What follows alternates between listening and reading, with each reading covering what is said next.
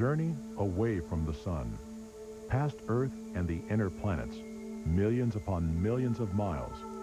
It's here that giants lurk, Jupiter and Saturn, spheres so cold and distant that the sun is no more than a tiny beacon in a vast twilight.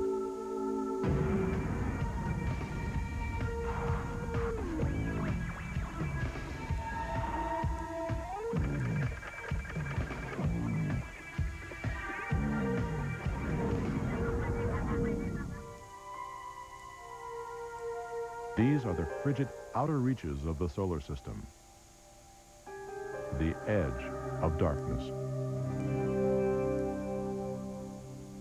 It's a new uncharted territory out there. It's a new frontier at the edge of the solar system, and the next few years are going to probably bring many surprises. Already, we've found gossamer rings around gargantuan planets. We've detected atmospheres on worlds that barely catch the light of day. We've spied a moon with a king-size crater, and other moons pocked with celestial buckshot.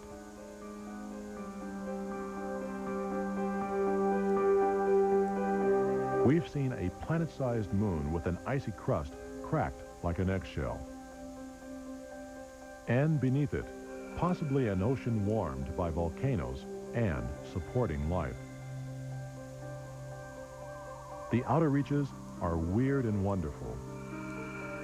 Lakes of liquid methane on a moon that resembles early Earth in deep freeze. A moon that spews brimstone.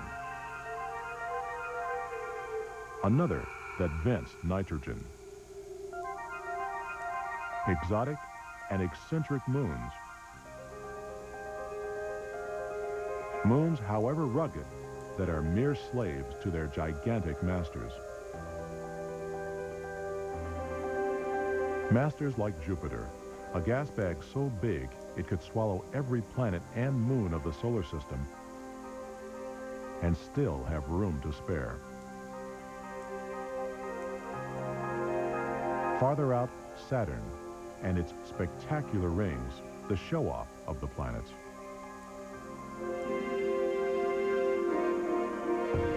Even farther, Uranus, with its tilted axis, the result of some ancient collision.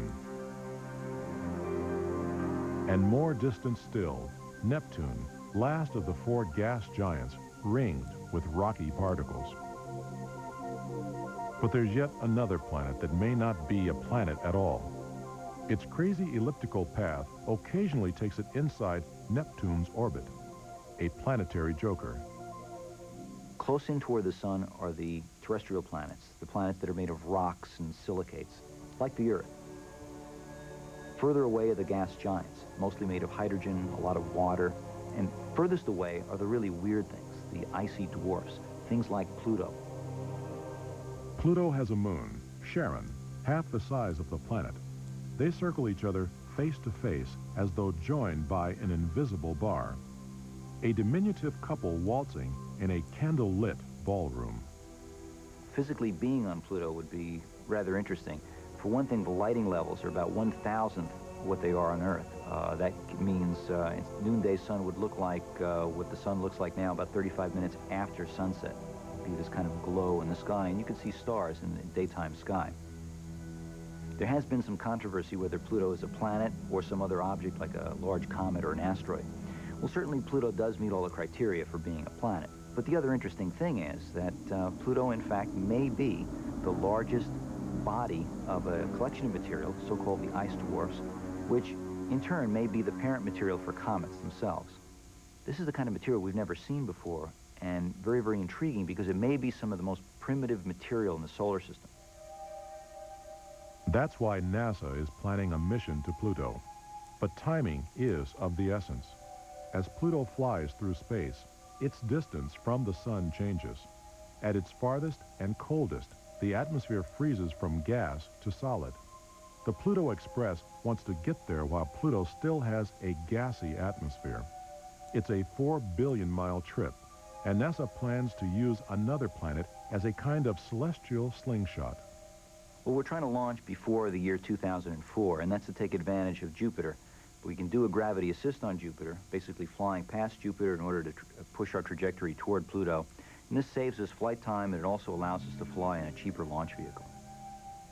Pluto expresses a much, much smaller spacecraft. It's about 1/10 the weight, smaller instruments, smaller radios, less power consumption.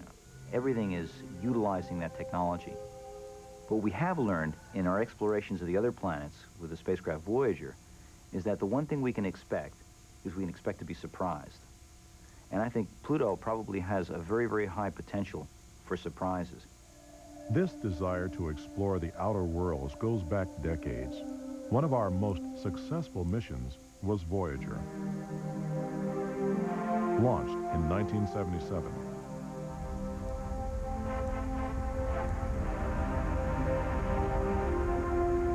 Voyagers 1 and 2 have traveled billions of miles into space, and Voyager 2 is still sending back data. It was a long journey to the outer planets. The Voyager twins used Jupiter's gravity to accelerate and redirect themselves. Saturn also was a stepping stone, but here the two craft parted company. Voyager 1 moved away from the solar system, while Voyager 2 traveled on to the remote outer planets.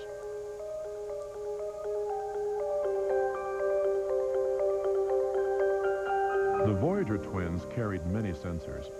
The most valuable of these were the TV cameras that in 1979 recorded the king of planets, Jupiter. Voyager also witnessed firsthand the storms that raged in Jupiter's atmosphere. Angry clouds of gas in perpetual turmoil race around the equator. One storm is thousands of miles across, a huge swirling vortex of gas. It's the Great Red Spot.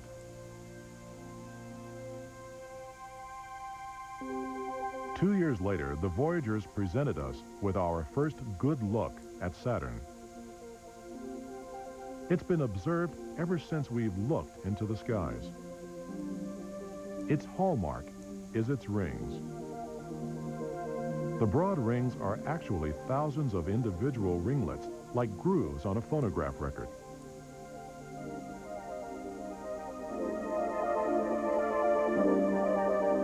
Different-sized particles show up as different colors. Ice the size of peas make up the brown, while finer grains appear white. But the biggest fragments, about the size of a family car, make up the ring closest to the planet. Trillions of icy moonlets that glide around the planet's girth.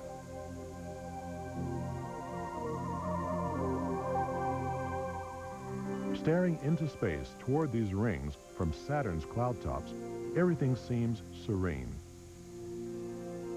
Nothing could be further from the truth. Life would perish in seconds here. Saturn's a typical gas giant with chemistry unlike anything on Earth.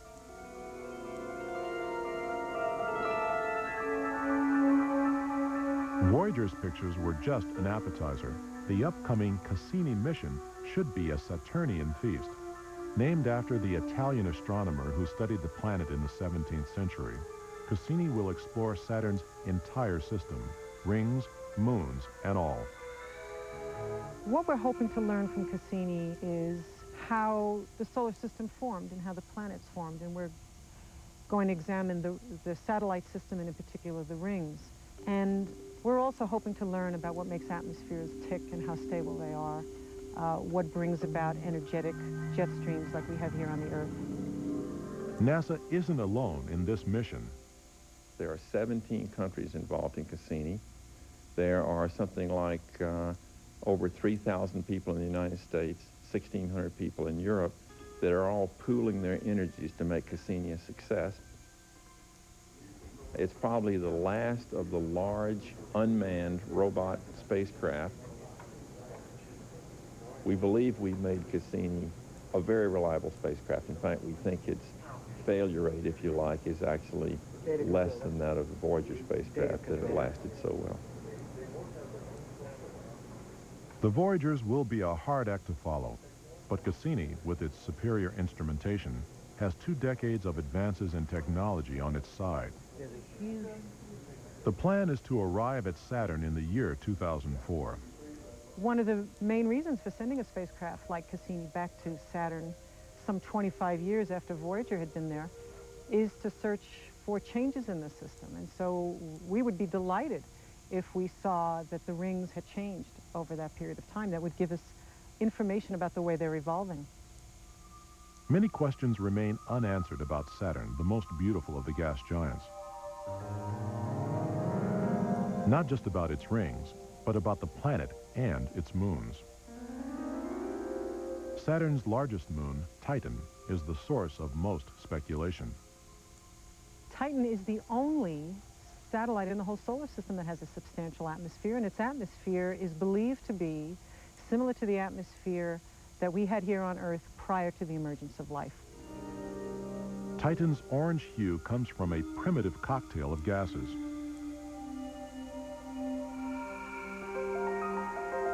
Here, methane snow falls through the nitrogen atmosphere.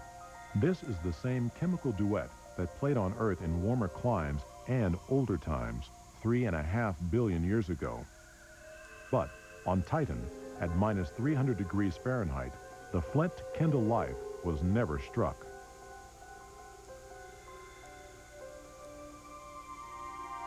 Cassini will send the probe down through the noxious atmosphere of Titan. Looking at this primitive, frozen Earth, it will be our telescope through time. For 2.5 hours, it will peer through the veil of Titan's atmosphere. Once landed, it will relay data and pictures, but just for a few minutes. Then, it will be claimed by either the cold or the chemistry of this hostile environment. That's all to come. Cassini won't arrive until the next millennium. Meanwhile, we can study Voyager images of other strange bodies that inhabit the Saturnian system.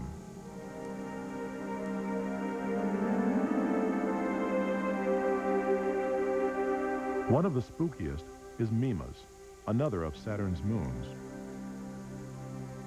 Mimas looks like a natural version of the Death Star in Star Wars because one of its surfaces is almost completely dominated by a giant crater. Now, had the object which caused the crater been slightly bigger, Mimas would have been totally destroyed, and by now would have been assimilated into Saturn's rings. Our knowledge of the solar system seems to come in bursts.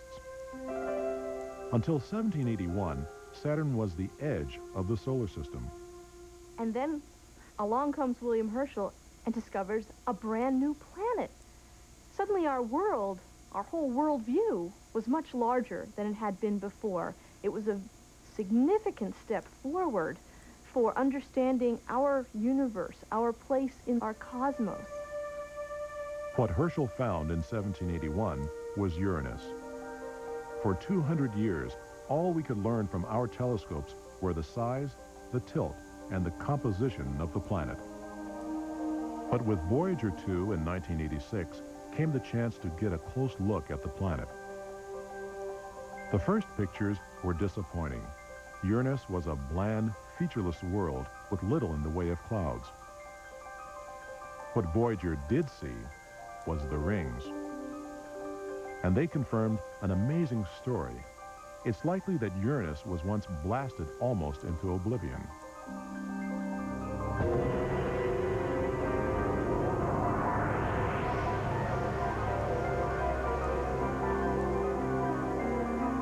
But before the planet became history, a residual core had enough gravity to pull most of the pieces back together into the planet we see today. Its outer rings are the evidence of that cataclysmic event. Voyager surpassed itself when imaging Miranda, one of Uranus's 15 moons.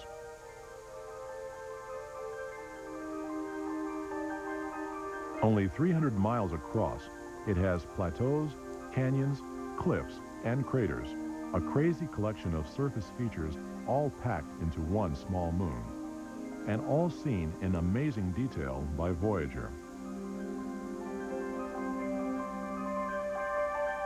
Miranda is a collection of fragments of ice and rock that came together, disintegrated, and then reformed. A dynamic surface that is still flexing and moving. Instead of a few pages, Voyager wrote whole chapters about Uranus and its moons. Then, the Hubble Space Telescope took up the story. When Hubble went back and had another look at Uranus, there was an increasing amount of cloud activity, possibly due to changing climate conditions as Uranus goes through different seasonal changes, which should be monitored by the Hubble over the next 20 or 30 years. This presentation of Solar Empire is sponsored in part by Ford Motor Company, where quality is job one.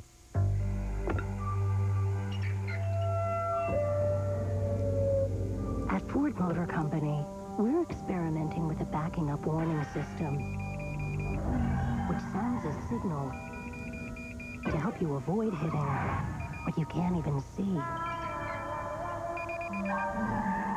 Sometimes you just have to go backwards to go forward. Ford, quality is job one. Problem. Two women have 20 minutes to catch the same train. But first, they must run a few errands. If woman A uses her ATM card with the MasterCard logo, and woman B still writes checks, who will catch the train?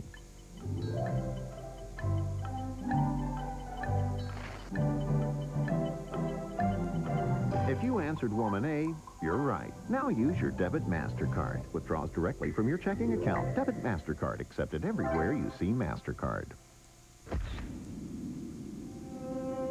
This picture looks okay, but watch what happens with Kodak Premium Processing.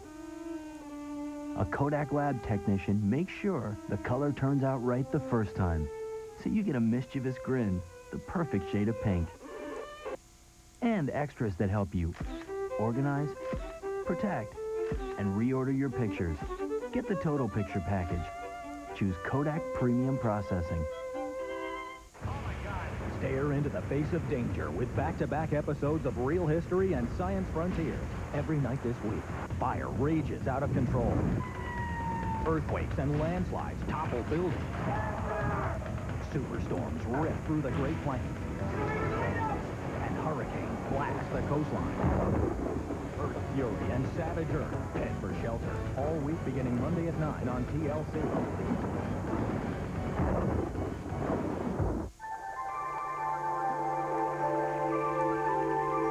I spent my life studying water all around the world. Hello, I'm Dr. Sylvia Earle. These days, city water is in the news. That's why I recommend filtering your drinking water. But not all filters are the same. Compared to Brita, the Pure water filter is more effective. Pure removes a higher percentage of lead, up to 98%. Pure also removes the microorganisms Brita filters can't. It even shuts itself off when the filter needs changing. Pure uses a higher level of technology for great tasting water. So until your city gets one of these, get Pure. For great tasting, healthier water, call 1-800-211-0603 now. You'll receive an informative brochure and the location of a retailer near you. And for a limited time, you'll also get a valuable rebate for up to $5 off the purchase of a Pure water filter.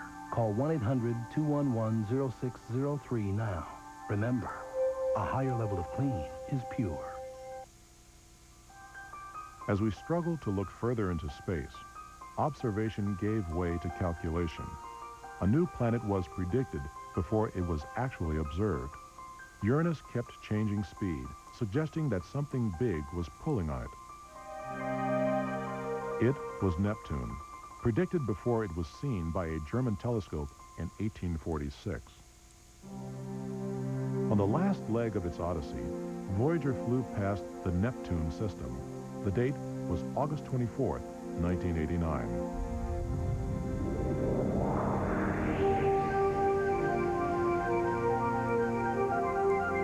Voyager confirmed the existence of yet another ring system. Its images allowed us to paint this picture. The craft came within just 3,000 miles of the cloud tops, its closest planetary encounter. Voyager revealed marvelous dynamical systems of bright clouds, dark clouds, bands, belts, all sorts of very interesting cloud structure on the planet. Those expecting a dull, frozen planet were in for a surprise. Neptune was alive with colorful weather systems, winds raging at over 1,000 miles an hour, storms that appeared as vast blue spots, one of them larger than the Earth. But 5 years later, Voyager's great storm had gone. In 1994, Hubble found a new one, but in the northern hemisphere. Neptune's moon, Triton. It orbits the planet in the opposite direction of most moons in our solar system. This suggests Triton is an orphan captured and adopted by Neptune, an odd couple, a blue gassy giant and a frozen icy moon. Voyager saw the coldest body in the solar system, Triton, a moon at minus 400 degrees Fahrenheit. Here, ice is as hard as steel. The lines, hundreds of miles long and about 10 miles wide, are collapsed ditches. Smooth areas, possibly frozen lakes. And there are few craters, evidence of a young exterior being actively renewed. The black streaks come from the moon's strangest features, its geysers. What we seem to be looking at here are geysers, some kind of gas, probably nitrogen, being shot up to about 6 miles high, and then being blown at a 90-degree angle, and then traveled many hundreds of miles, if you like, downwind. Dust falling from these jets form the strange black trails across the surface. This was the last body in our solar system seen by Voyager. It gave us wonderful glimpses of faraway places. The Voyagers were probably the most successful spacecraft ever constructed and built. Now, they weren't without their problems, but they did their job. But their job was merely to quickly fly past each planet, take a few snaps, and send the pictures back. They were designed to pave the way for the spacecraft that were going to visit each planet and stay there, become a natural satellite, go into orbit around the planet, just like Galileo. This craft was to be part of NASA's next generation of explorers. Designed in the 70s, built in the 80s, it would pay homage to the largest planet. Jupiter is just a fantastically interesting, dynamic place, an entire miniature solar system. Jupiter, we think, is important, specifically because we think it contains some of the same material that made up the original solar nebula from which all the planets in the sun formed. So if we can measure what the composition of Jupiter is, we think what we're measuring is what the solar system was originally made of. And that's a fundamental piece of information. Galileo will provide extended coverage of how the atmosphere is changing, what goes on in the magnetosphere over time, and allow us to come back very close to each one of the satellites. Throughout the 70s, scientists at the Jet Propulsion Laboratory were designing the most ambitious exploration of the Jovian system. Galileo would ride on a powerful liquid-fueled rocket, the Centaur booster, on a fast trip to Jupiter. Both Galileo and Centaur were to be lifted by the space shuttle into Earth orbit. From there, the Centaur would take over. But on the launch date in the early 80s, neither the Centaur nor the shuttle were ready.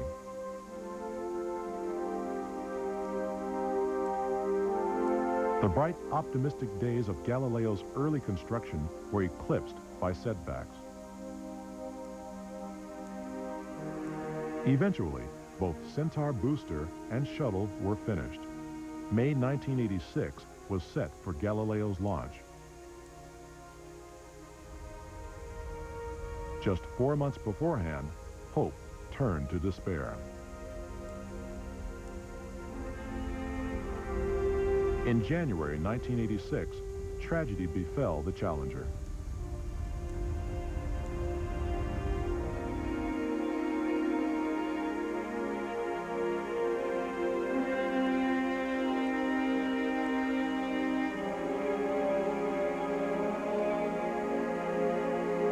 The shuttle program was put on hold. and silence fell on the Kennedy launch pads. Liquid-fueled rockets were banned from the shuttle's cargo bay, and so Galileo's Centaur booster had to be abandoned. Galileo waited for the shuttle. It spent the next 3 years being modified, shunted across the country, and put into storage. Finally, in October 1989, the day came. We have ignition and liftoff of Atlantis and the Galileo spacecraft bound for Jupiter.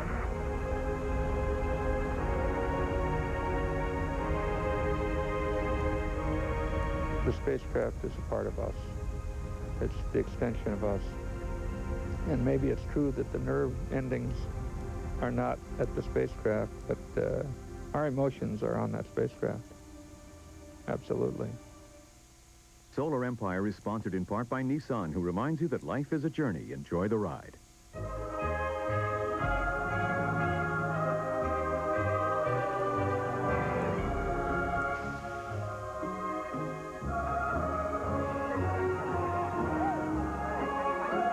Das ist ja viel größer, als ich geglaubt habe.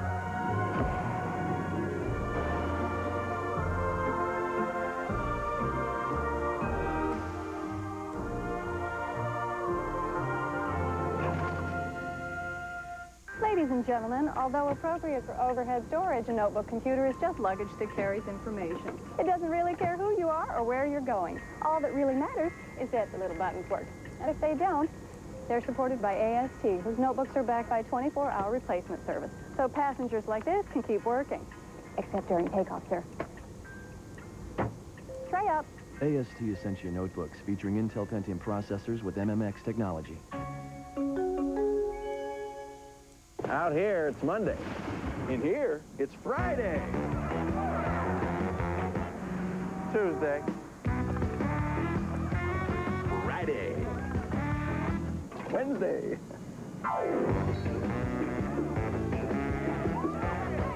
Friday. Now introducing Friday's Jack Daniel's Grill. Delicious entrees basted in a sweet Smoky Mountain Jack Daniel's sauce. The new Jack Daniel's Grill at Fridays. Good name. Relax. Take your shoes off. I'm more comfortable like this. Really? Well, millions of people have toenail fungus. Thick, brittle, yellow nails. Oh, I've been in your shoes. You can do something. Call your doctor or Janssen Pharmaceutica at 1-800-NAILS-90. Who's Janssen? Oh, your doctor knows Janssen. Call 1-800-NAILS-90 for more information on nail fungus and how to treat it. Right, I'll call 1-800-NAILS-90. Oh, you catch on quick. Well, brought to you by Janssen Pharmaceutica, world leader in antifungal research.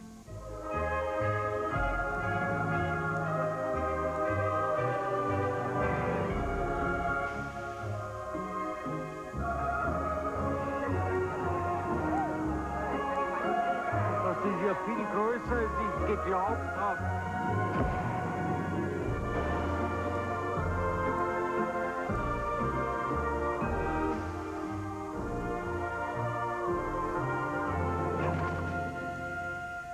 We are pursued by demons.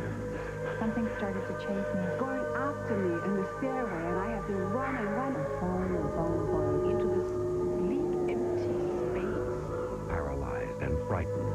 I become frozen. I can't move. We look for predictions of the future. I would see an aircraft just burning. It happened just as I dreamed it. Every night as we enter the secret world of dreams. But what does it all mean? Find out Saturday at 10 on TLC. Roger, Atlantis, we copy. That's great news. We copy. That's great news. Thanks. 6 days after launch, Galileo and shuttle parted company. But with no powerful Centaur to take Galileo directly to Jupiter, a roundabout path was needed. Galileo would swing by planets and asteroids, picking up speed and direction with each encounter, winding itself up for the final slingshot. Instead of the original 2.5-year trip, Galileo would take 6 years to reach Jupiter.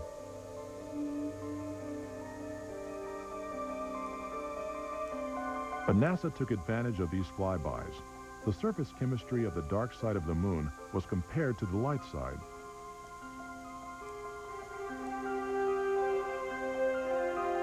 Galileo also took atmospheric measurements of the ozone levels over Antarctica.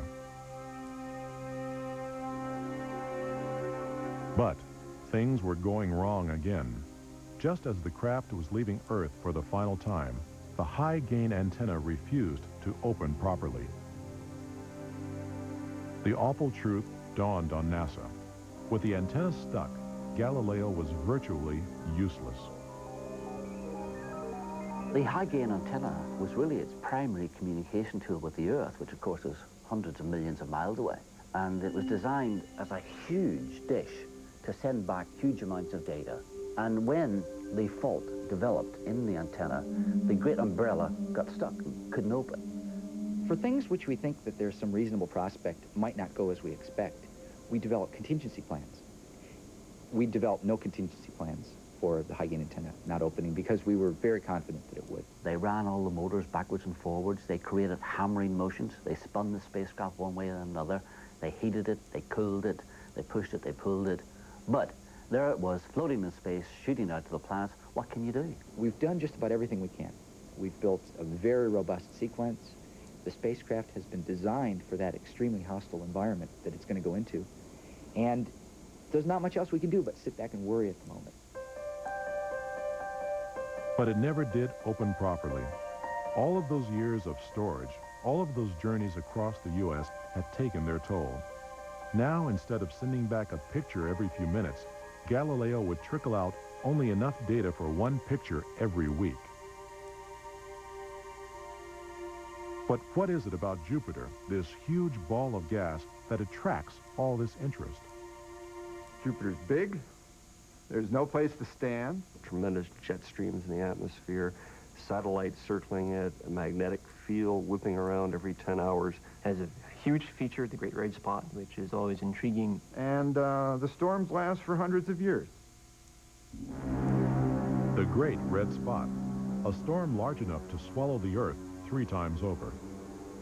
It was all that most people knew of Jupiter until 1994, when the world watched 21 pieces of comet Shoemaker-Levy explode in its atmosphere.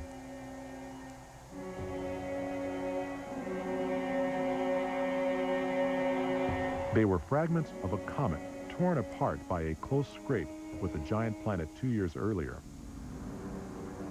Jupiter pulled the fragments into its clouds.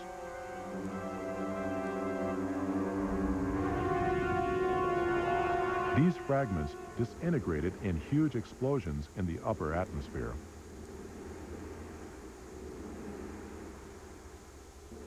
Afterward, Jupiter wore a few black eyes. Some expanded to the size of our planet.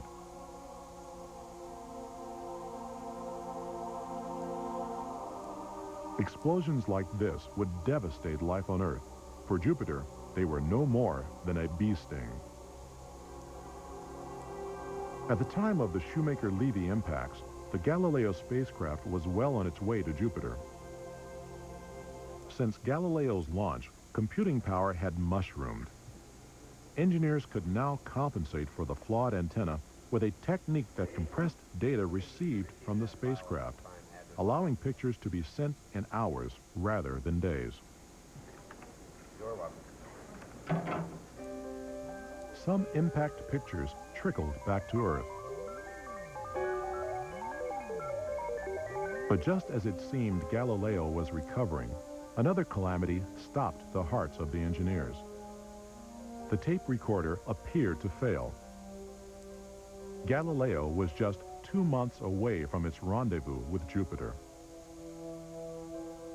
That was, to me, the worst of all, because at the moment when it happened, I was sure that it was broken. A lot of people were convinced that it had broken, and there was no recovery. The tape recorder's main duty was to record data, information from the various sensors and the camera, and send it back to Earth at the appropriate times. When the main antenna was proven to be faulty, the tape recorder assumed a much greater importance. They eventually discovered one end of the tape was faulty. By ordering the onboard computers to ignore that portion, the rest could be used to record pictures and data. But there was a price to pay.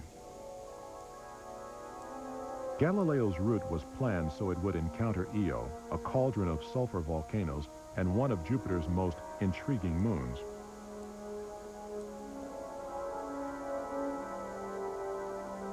But the fault with the recorder forced a shutdown of the cameras. Galileo flew blind past the moon.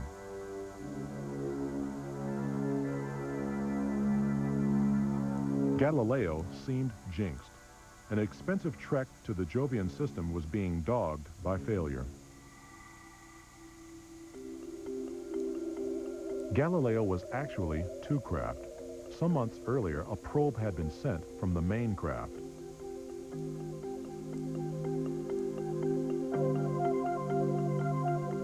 The main craft would go into orbit around Jupiter, while the probe would plunge into the Jovian atmosphere. It was on a one-way trip to vaporization. December 1995, and the probe's about to have its 60 minutes of glory, zipping as much information as it can back to the orbiter before being fried. Hurtling down toward the planet, could the probe endure such a drastic deceleration? Crashing into the Jupiter atmosphere at that speed would resemble this kind of impact.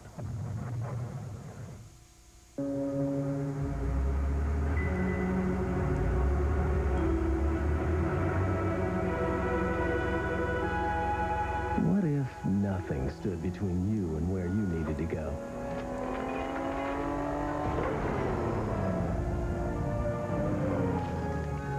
It's like that at Shell, where it's easy to pay, pump, and go. Shell, moving at the speed of life. Today, there are more than 14 million places throughout the world where you can buy almost anything without cash, without checks, because today there are better ways to pay.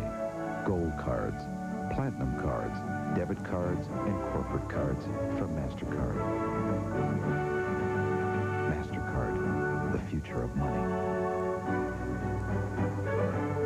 To you, it looks like this. To a car thief, it looks like this. And to our Ford Motor Company engineers, it looks like one of the most powerful anti-theft devices ever. Only this key sends an electronic code to the engine before it will ever start. So it looks like your new Mercury Sable will be just where you parked it. Ford, quality is job one. Right there, right there. Stay away from the windows. Tree just flew over. Look at the tree over. Look at The cloud that roars. In rare moments that stun photographers and intrigue scientists.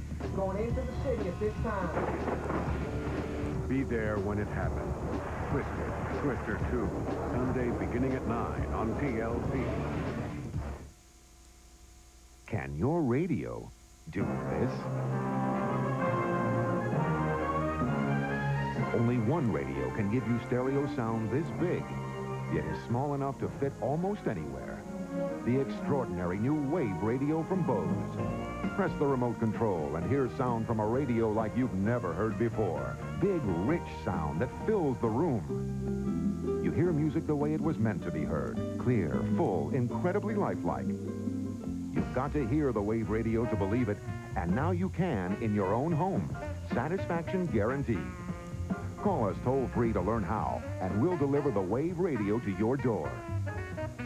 Experience big stereo sound from a radio. Call today for more information. It will make a difference in the way you listen to music. A big difference.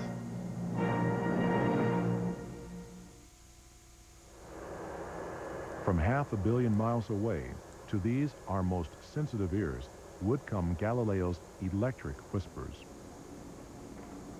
These dishes were to listen for the signals from Galileo as its atmospheric probe underwent its hour of judgment. Scientists here would be the first to know its fate. Goldstone Tracking Station focused, listened, and waited as the hour for the probe's entry drew near. December 7th, 1995, and Galileo's ambitious foray to Jupiter is attracting worldwide attention. Print reporters are here. So is TV.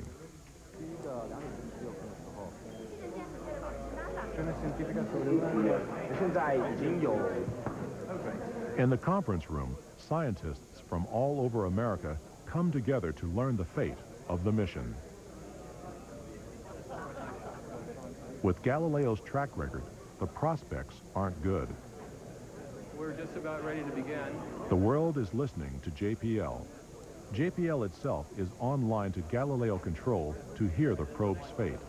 Systems, this is Probe. Go ahead, Probe. We want to verify that the orbiter has successfully locked onto a signal from the probe.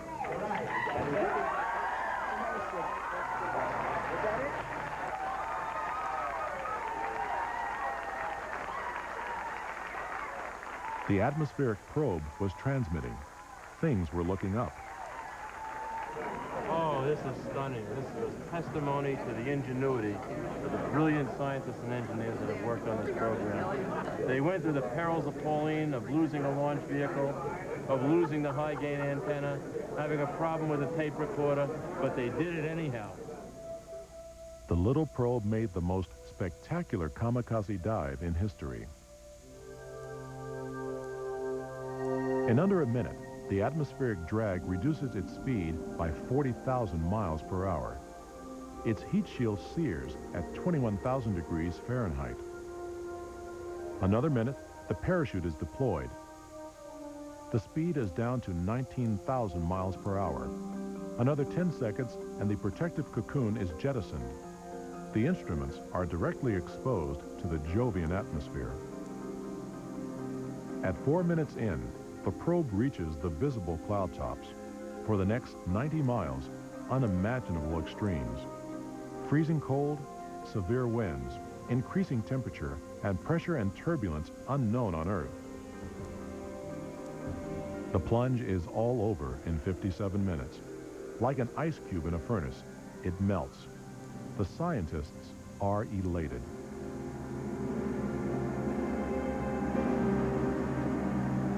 What we learned today was that the probe survived entry, and data is on board the orbiter to tell us about Jupiter, data we've never collected before. The probe measured the winds, measured the chemical constituent, measured water, searched for lightning, and measured the amount of light as the probe descended into the atmosphere. And we found that the winds, which at high altitude on Jupiter are very, very strong, 300 miles an hour, those winds don't die off as you get deep in the atmosphere. They, in fact, get a little stronger, if anything. That's one of the things that tells you, is that the atmosphere of Jupiter is being driven from its fundamental energy sources by energy from within Jupiter, not just from absorbed solar energy at the very top skin of the atmosphere. We expected that water would be the third most abundant molecule in the atmosphere after hydrogen and helium. In fact, the probe found about 5 times less water than we expected. And that could either be because Jupiter is a dry planet or because the probe hit a dry spot.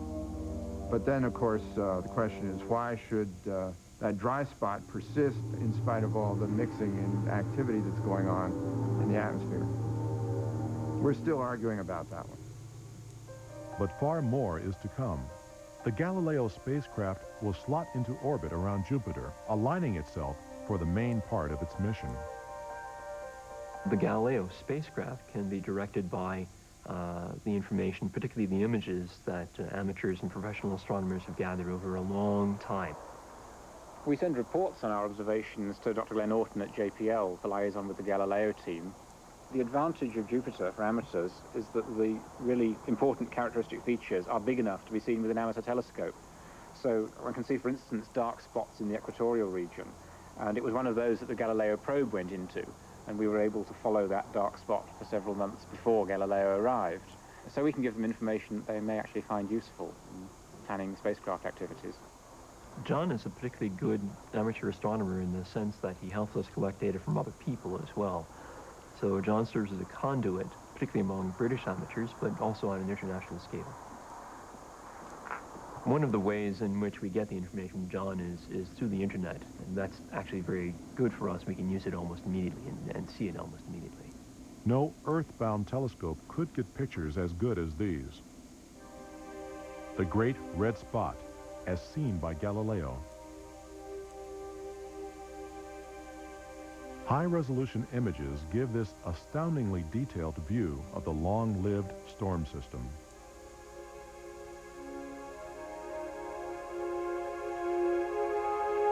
Galileo searched the upper atmosphere for any signs of the Shoemaker-Levy impact, but all traces had vanished. Perhaps the evidence was swept away in the turbulent atmosphere, the swirling storms and cyclones of frozen ammonia, more proof from Galileo of a dynamic atmosphere.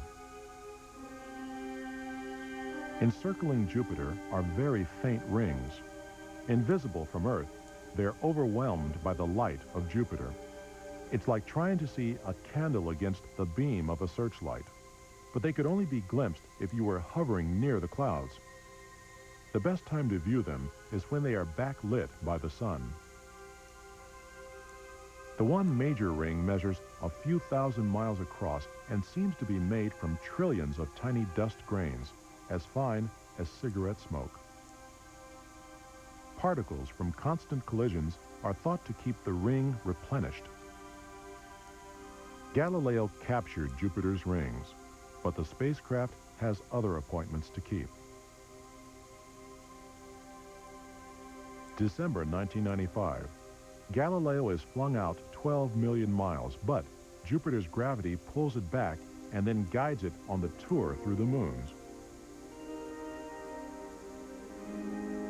With each new orbit, the craft would offer new insights.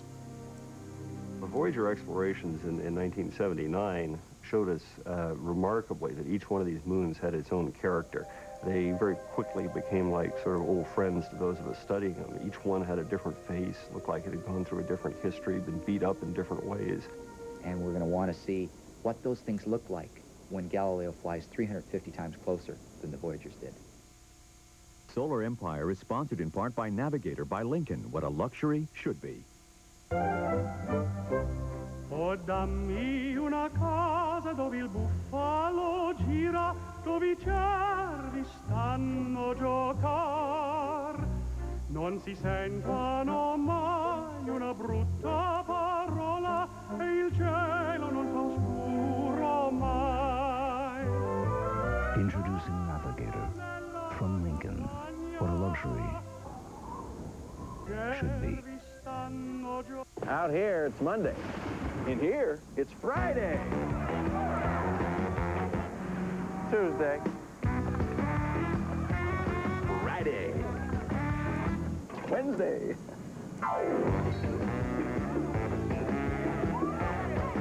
Friday. Now introducing Friday's Jack Daniel's Grill. Delicious entrees basted in a sweet Smoky Mountain Jack Daniel's sauce. The new Jack Daniel's Grill at Fridays. Good name. A beautiful melody can rekindle memories you cherish for a lifetime. Introducing Instrumental Legends, 36 timeless classics performed by the greatest orchestras of all time. Here is a treasury of the most unforgettable songs. So many of your sentimental favorites. Every song an original hit recording.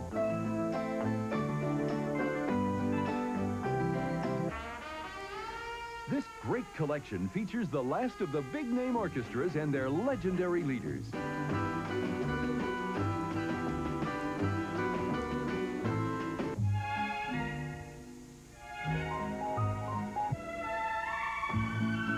You'll love every song in this magnificent collection. This collection is not sold in stores, so order now. Instrumental Legends, 36 hits on 2 cassettes or 2 CDs. Here's how to order. Have your credit card ready and call toll-free 1-800-799-9090. Call from U.S. or Canada. That's 1-800-799-9090. Or send $19.98 for 2 cassettes or $26.98 for 2 CDs, plus $4.95 shipping to Instrumental Legends, P.O. Box 6900, Libertyville, Illinois. Stare into the face of danger with back-to-back episodes of Real History and Science Frontier. Every night this week, fire rages out of control. Earthquakes and landslides topple buildings. Superstorms rip through the Great Plains. And hurricanes blast the coastline. Earth Fury and Savage Earth head for shelter all week beginning Monday at 9 on TLC. July 1994, comets pummel Jupiter. Could it happen here? Find out on the Solar Empire, the Learning Channel's 3-video 6-hour series, now on home video for only $49.95. Incredible images reveal solar system secrets. Order the Solar Empire for only $49.95. Call now. Call 1-800-490-1010 to order your 3-video set of the Solar Empire for just $49.95 or send payment to the address on your screen. The pictures Galileo sent back were worth the wait. Images of moons never before seen in close-up. Callisto is the most distant of Jupiter's moons. It's also got probably the most cratered and the most ancient surface in all of the solar system. Just one look at Callisto and all you see are craters. Craters from tiny pits to things like this, 10, 20, 30, 50 miles across. This is the center of a huge impact that would have occurred eons ago. It radiates outwards in concentric rings out to a diameter of about 1,000 miles. Galileo saw how Callisto was paying a penalty for being so close to Jupiter. The gassy sphere, with its powerful gravity, sucks in any passing comet or asteroid that strays too close. Callisto is often in the way.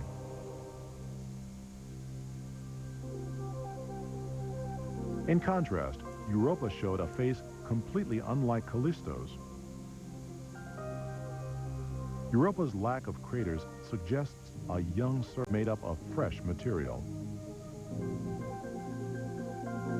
Cracks seem to show where the moon's crust shifted, allowing liquids to well up from below. The most intriguing thing about Europa are the series of thousands of lines that crisscross its surface, rather like a whole highway system. From the shots of Voyager and from far away in Galileo, these lines appeared single. When you look at them in close-up, say through the more detailed pictures of Galileo, we see them as double. Now, the reason for this seems to be that we're looking at a place where water or a liquid has come up through a crack in the surface, flowed outwards, and re-solidified or frozen. What we're looking at is probably a kind of a levee. And the levees, or the cracks, are in the order of 400 to 500 feet across.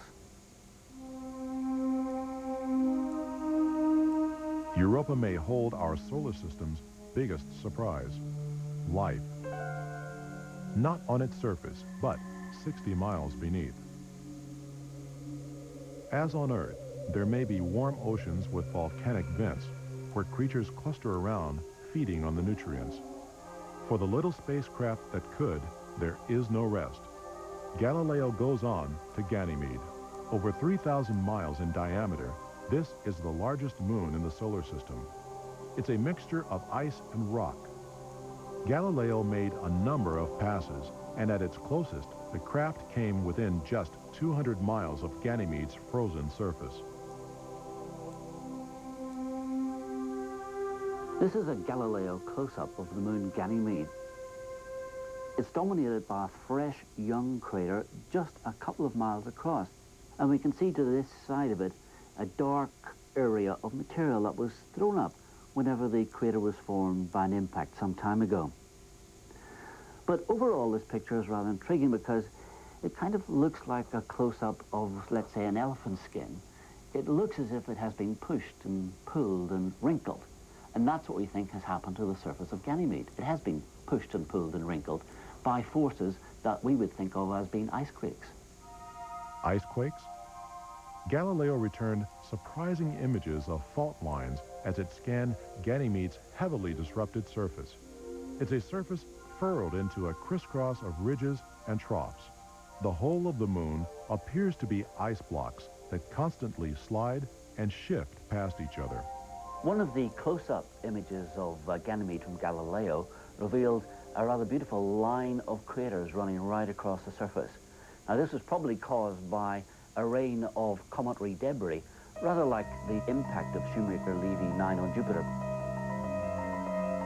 By tracking Galileo precisely as it flew past the moon, scientists made a remarkable discovery. Ganymede had properties that made it more like a planet than a moon. As Galileo flew past Ganymede, it detected signs of a magnetic field.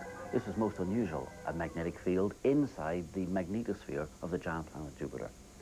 The magnetic field tells us something about what goes on inside the core of a planet, or in this case, the moon.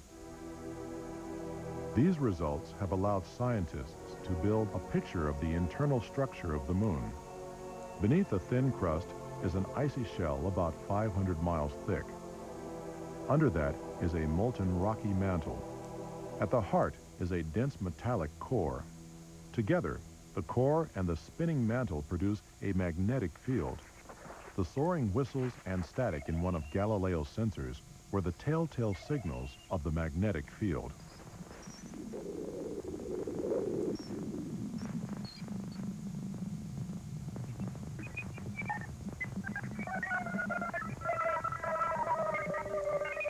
Galileo's signing off for the time being. So far, the Galileo story contains chapters of astonishment, disappointment, and elation. The pictures that Galileo has returned have been excellent. I mean, in terms of quality, they have been every bit as good as we all had hoped. And what we haven't got is the quantity, but it's quality that counts. Despite a number of setbacks on the Galileo spacecraft, the high-gain antenna failing to open up, a filter wheel getting stuck on one of the instruments, another instrument failing at certain points when it's too close to the planet and gets hit by radiation. It's like riding along with a little engine that could. Despite a number of setbacks, we're still chugging along and getting over that hill onto the other side of the mountain. Galileo will carry on, using its thrusters and gravity to maneuver itself past planet and moons. Although it won't tell us everything we want to know about the Jovian system, each new piece of data will help us paint a clear picture of Jupiter's realm.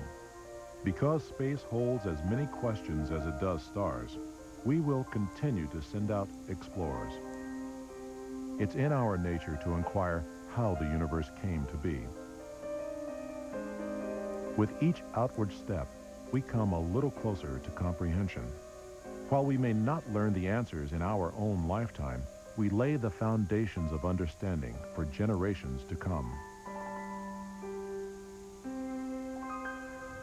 We should be thinking in the long term, and in exploring the Saturn system or any of the other planets in our solar system, what we're doing is we're gathering information. We're filling the libraries on Earth with information about our celestial neighborhood. Some questions still remain. We don't yet know what the colors of Jupiter are made from. What are the materials there? There are still questions about Jupiter that will want us to go back. Some explorers we send into the depths of space may, like the Voyager missions, have a second task. With each passing day, the Voyagers move almost 1,000,000 miles farther away from home. The craft bear the signature of their creators, in the hope that one day another form of intelligence will find them. An inscription tells of life on our small blue planet. The Voyagers also carry the sounds of human life, hellos in 60 languages, and music. Mozart's Magic Flute. Explore your world.